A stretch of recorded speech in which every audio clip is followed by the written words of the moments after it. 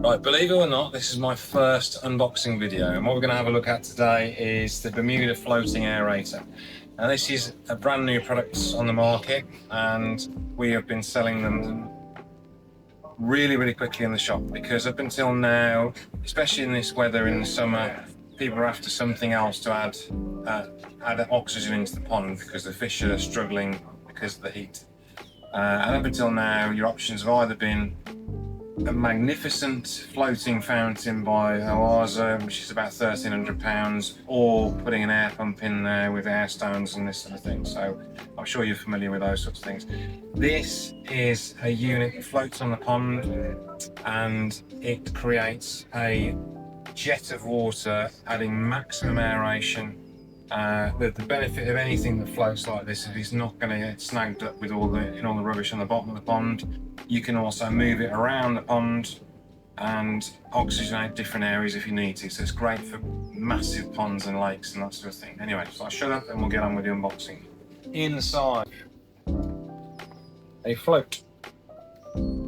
It's quite simple. You've got your LED lights in there, and we've got lots and lots of cable. There's 10 meters of cable on both the lights and the pump. The pump is wired separately, so if you don't want the lights on, or you want to put the lights on a timer, for example, that's not a problem. You've got the pump, which is a whopper, 115 watts, excuse me. With things like this, you don't have to have them on all the time, so you can just put them on when your fish need it the most. But don't be fooled, a lot of people put these things on just in the daytime. Anything that's green in your pond, algae, plants, oxygenators, anything like that, they all produce oxygen when the sun's out or when it's daytime. As soon as the light switches off, it's like a switch. So in actual fact, your fish probably need the most aeration first thing in the morning, and then again when it's hottest part of the day. So you've got those two items there. Got some instructions and packaging, blah blah blah, and you also have 3 screws. So these 3 screws hold the float to the pump.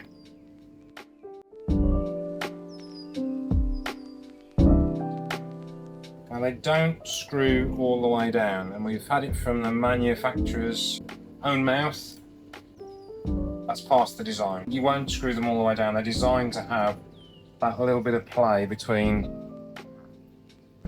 the float and the pump. It just means when the float's in the water and potentially it might get snagged on there, you've got that bit of play there, and it'll still carry on going and can free itself. So that's part of the design. So we've got all that set up. Like everything else, it's an EU regulation which has been around for a number of years, but anything that's designed to be used permanently outdoors does not have a plug on it. So I'll go and find a plug, put a plug on it, and then we'll have a look at this working outside. But like I said, you got a load of cable there, 10 meters cable. Put a plug on now. You also get 2 tethering lines with it as well, because ideally in a pond like this you'd want to strap one line to either side of the pond, and then you can pull it in to give it a clean. You also get the transformer for the light as well. We won't plug the lights in now because there's quite a big light in the sky, you're not going to notice any difference. But we will get the pump going. That pump there is the bigger brother. That's the Oaza fountain. That needs a bit of a clean, but they last for decades, those fellas.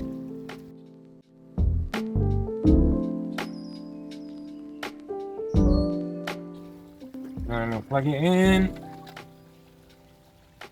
And we'll probably get wet.